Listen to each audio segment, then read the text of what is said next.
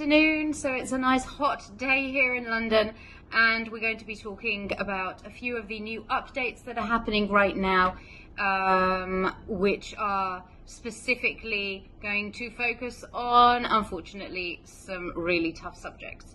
So we're going to jump straight into it, and we're going to talk about the government's proposal to escalate the fees of the immigration health surcharge, which is a fee that most migrants need to pay in order to process their applications when they come to the UK.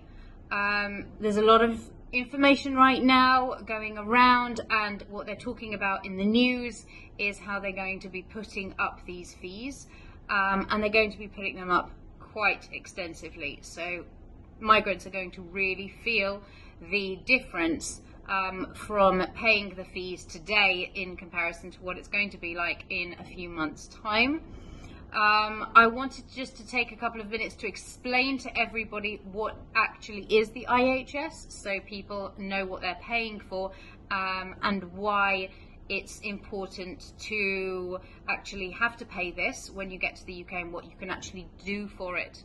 The UK has one of the world's most renowned healthcare systems, and that allows anyone that turns up to any of the healthcare in the UK, whether it's a clinic or a hospital or a general practitioner or a GP, to get free use of most of these services.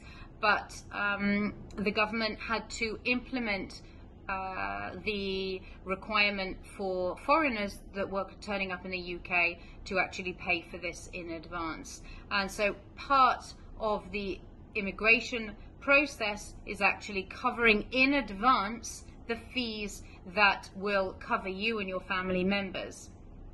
So the IHS allows immigrants to have access to free healthcare in the UK for the National Health Service, or what we call the NHS. Every visa candidate, whether you're an adult or a child, is requested to pay for this as part of your immigration application. And if you actually fail to pay for it, then your application will be rejected and not processed.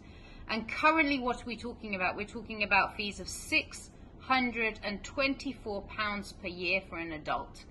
And what are the government asking? And they're saying that they're going to increase these fees to £1,035 per year for an adult, or £470 for the discounted rate for example, for student visa holders, or those on the youth mobility scheme, or children under the age of 18.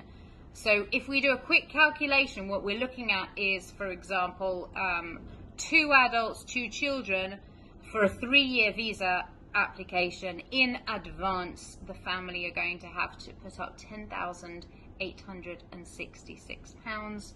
If we're looking at 2 adults, 2 children, for a 5-year visa in advance, a family is going to have to put up £18,110. Yeah, so pretty steep, but this is probably essential right now to cover the NHS debts. What is the NHS? And let's just jump into exactly what it is. According to Wikipedia, it's the National Health Service. It's the conglomerate name for the publicly funded healthcare system of the UK. It comprises of the NHS England, NHS Scotland, and NHS Wales.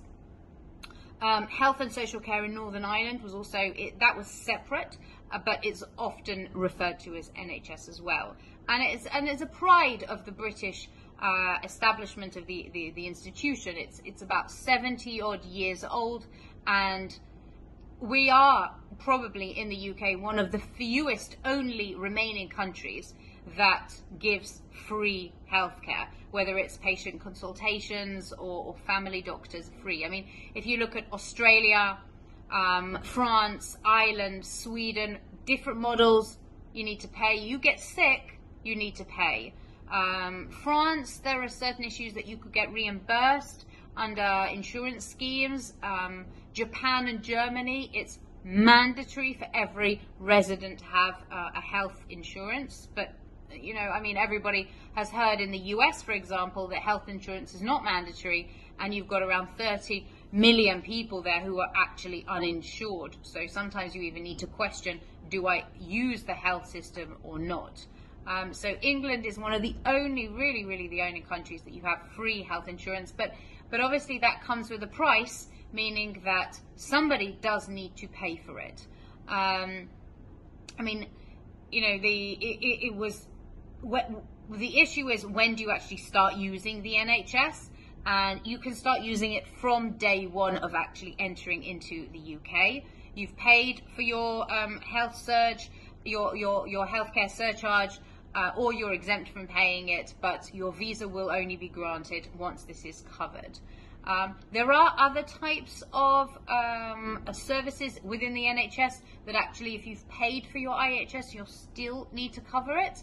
And those are certain types of prescriptions, dental treatment and eye tests, and also infertility treatment. You will probably have to pay for that.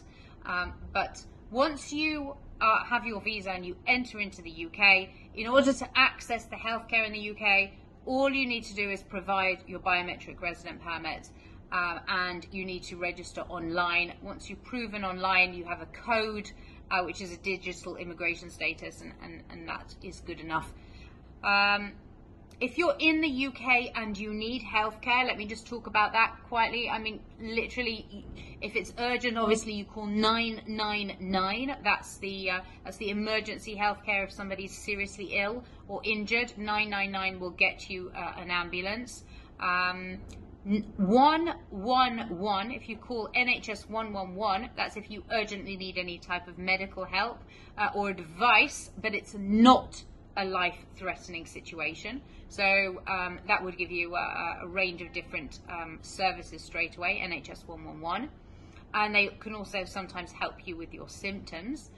You can go to walk-in centres if you've got minor injuries, and you know, you've got a cut or a sprain or a rash, then you can just walk into a walk-in centre. But if not, then you should book to see and register with your local GP, which you can all do on the NHS website.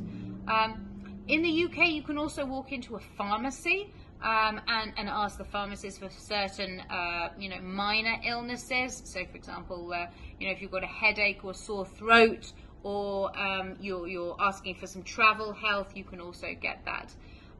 But if you're not feeling well, if you're feeling sick, then you should contact your local GP. You need to go into the NHS website and put in your postcode, and then it will show you the GPs in your local area, and then according to where is a vacancy, then you can turn up, register with your local GP. But what we were mentioning before, which is the most critical issue, is that these fees will be going up soon.